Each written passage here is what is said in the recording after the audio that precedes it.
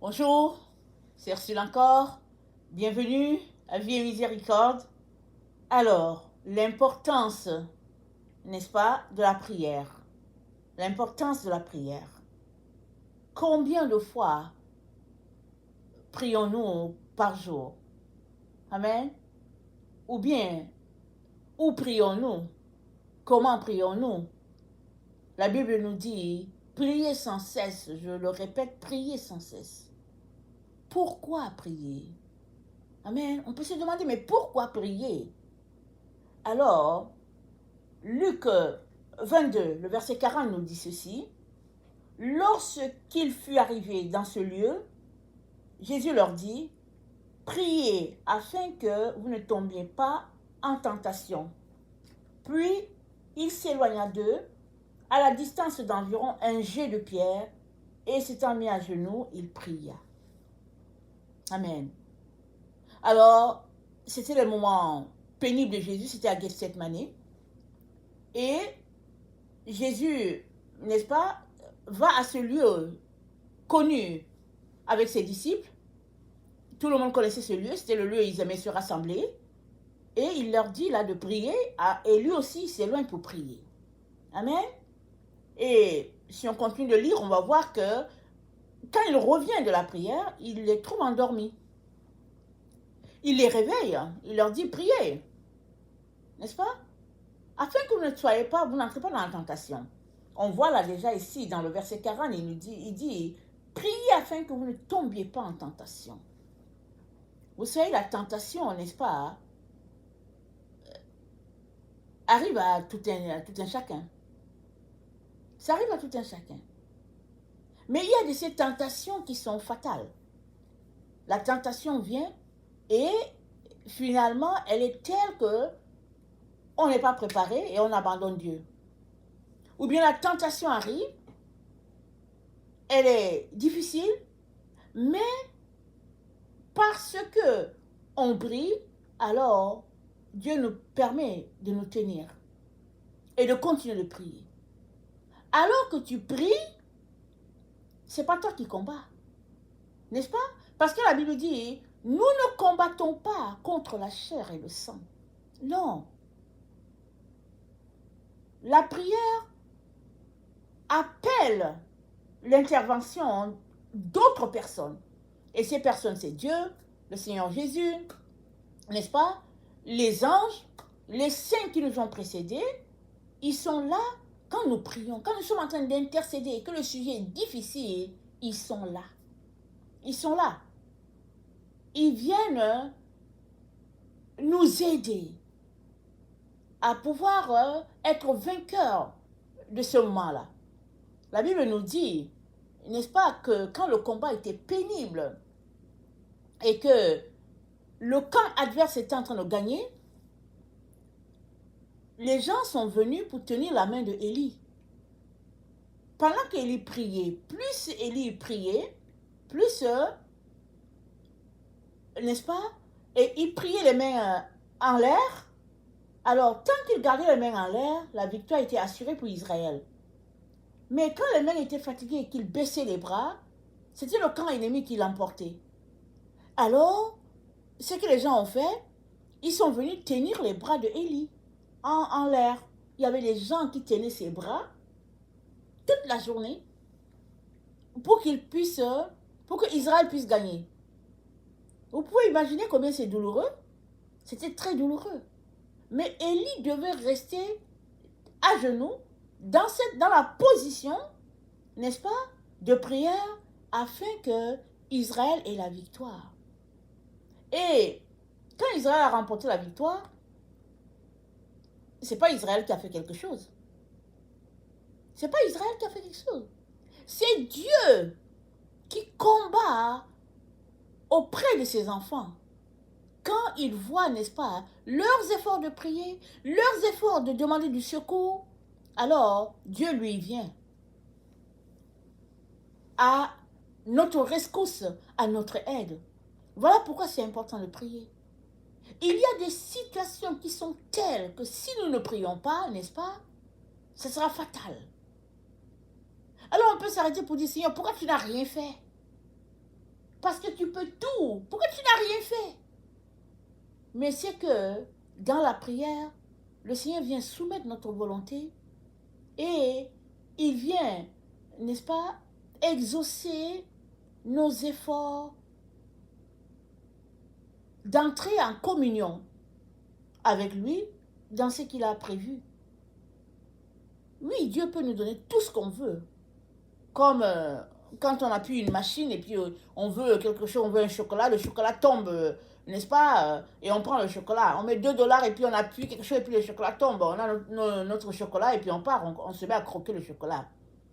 Mais Dieu ne nous a pas appelés, n'est-ce pas, à une vie de paresse. Il a fait de nous des participants à la nature, à sa gloire divine.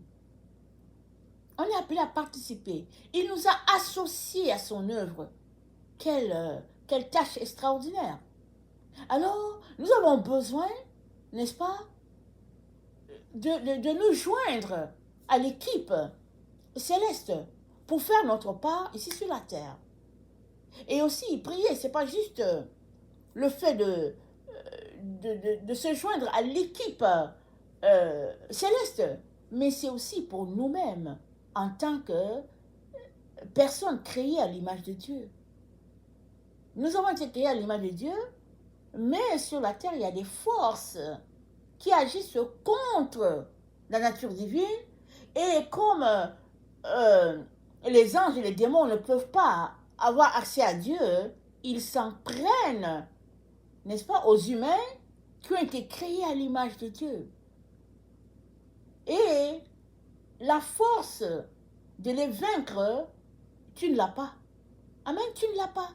C'est Dieu qui peut te donner d'être vainqueur en toutes choses. Alors, si tu pries, tu viens à ses pieds, alors la victoire sera remportée, non pas par toi, mais par notre Seigneur Jésus. Parce que la Bible nous dit que quand Jésus-Christ a fini sa mission sur la terre, il est retourné à Dieu, assis à la droite du Père, intercédant pour nous. Amen. Alors, s'il y a des gens qui pensent que Jésus-Christ est juste assis, à ne rien faire, je vous dis, il travaille beaucoup à tous les jours, à tout moment, et il prie, il intercède pour tous les sujets que nous lui apportons. Et ça, c'est sur toute la terre. Imaginez comment notre terre est vaste. Imaginez combien de personnes crient à lui. Est-ce que vous pensez que les personnes qui ne connaissent pas Jésus, là, quand ils crient à lui, est-ce que vous pensez que Jésus ne vient pas à leur secours? Il vient aussi. Amen, il vient. Mais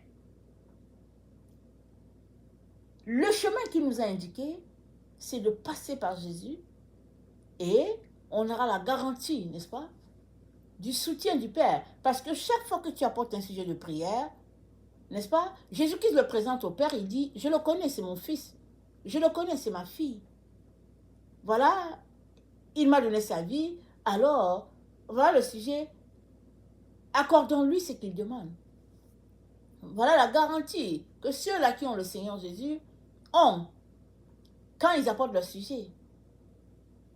Alors, la prière, n'est-ce pas, est très efficace pour tout le monde, mais pour nous, n'est-ce pas, qui connaissons le Seigneur, elle est encore d'autant plus efficace parce que c'est par le moyen de la prière que le Seigneur va convertir ce monde-là. Il y a la parole de Dieu, il y a la prière. Parce que qui prie ne dépend pas de ses propres forces, mais il dépend de la force divine. Il compte sur l'intervention divine pour que la situation puisse être réglée. Alors, on pourrait s'arrêter pour dire, ok, Jésus-Christ a prié toute la nuit, mais comment est-ce que les gens sont venus l'arrêter? Parce qu'il priait. Mais les gens sont venus l'arrêter là dans le jardin de Gethsemane. Comment? Mais au fait, la prière, ce n'est pas le fait que la chose ne puisse pas arriver. La prière, n'est-ce pas, te garde uni à Dieu dans tout ce par quoi tu dois passer. Jésus devait passer par là. Donc, il avait besoin de prière, de concentration, n'est-ce pas, pour que sa chair n'intervienne pas dans cette situation, mais que la volonté de Dieu soit faite. Il a dit, priez pour que vous n'entrez pas en tentation. Quand les gens sont venus l'arrêter, Pierre a coupé l'oreille, n'est-ce pas, d'un serviteur, du sacrificateur. Jésus-Christ, n'est-ce pas, a recollé l'oreille.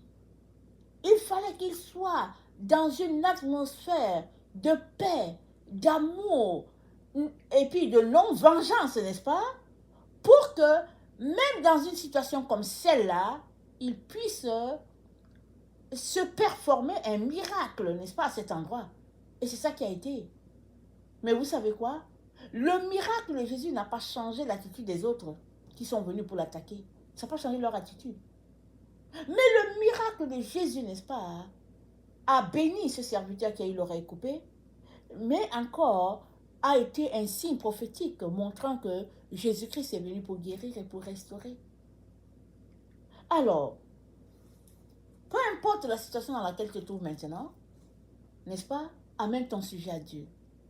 Même si tu as l'impression que rien ne peut être fait, amène ton sujet. Parce que plus tu vas prier, plus tu vas apprendre à faire confiance, plus ta foi va grandir. Parce que vous savez quoi? On a besoin de marcher dans la foi. C'est-à-dire, nous avons besoin de marcher, n'est-ce pas, grandissant dans notre foi en Dieu. Ça prend cela. Ce n'est pas automatique. Avoir la foi en Dieu, ce n'est pas automatique. Il y a quelqu'un dans la Bible qui a dit, Seigneur, viens au secours de ma foi. Parce qu'il manquait de foi. Il a dit, Seigneur, au secours. Alors, toi et moi, n'est-ce pas, pouvons aussi prier cette prière pour dire, Seigneur, au secours. Viens au secours de ma faible foi. Viens au secours de mon manque de foi. Aide-moi, Seigneur, parce que j'aimerais prier et pour moi-même, et pour ma famille, et pour mon entourage. Et puis, j'aimerais pouvoir, n'est-ce pas, aller connecter avec tout ce que Dieu a pour moi sur cette terre. Parce que Dieu m'a envoyé sur cette terre pour quelque chose de bien précis. Et c'est par la prière, n'est-ce pas, que tu vas pouvoir entrer en communion avec Dieu et il te communiquera tout ce que tu es appelé à faire. Rappelons-nous, n'est-ce pas, pendant qu'ils étaient dans ce lieu de prière, alors c'est dit que il y a eu une vision, Pierre a eu une vision. Alors, Moïse, Élie était en train de s'entretenir avec Jésus par rapport à tout cet état par lequel Jésus devait passer. C'était dans la prière que tout ça s'est passé. Donc, la prière, n'est-ce pas, dans la prière, on a la réponse à beaucoup de choses qu'on ne peut pas avoir avec nos yeux physiques. Dans la prière, il y a des solutions que Dieu nous donne qu'on ne peut pas avoir avec notre intelligence humaine. Amen. Alors, ne refusons pas de prier. S'il y a une chose que nous devons faire, c'est prier. Même quand on n'a pas le temps, même quand c'est compliqué, créons toujours de la place pour pouvoir prier. Parce que, en priant, n'est-ce pas, on vient implorer la présence divine pour dire, papa, j'ai besoin d'aide. Me voici encore aujourd'hui, j'ai besoin d'aide, viens à mon secours. Et le Seigneur ne manquera pas de venir au secours, n'est-ce pas, de quiconque crie à lui. Amen. Alors, je vais prier. Seigneur Jésus, s'il te plaît, crée, n'est-ce pas, en nous, n'est-ce pas, un zèle nouveau, n'est-ce pas, pour entrer en communion avec toi. Crée en nous un zèle, n'est-ce pas, une soif, n'est-ce pas, de prier. Je prie, ô Père éternel, que tu déverses ton onction sur tes enfants et que tu les rafraîchisses une fois de plus. Amen et alléluia. Amen et amen.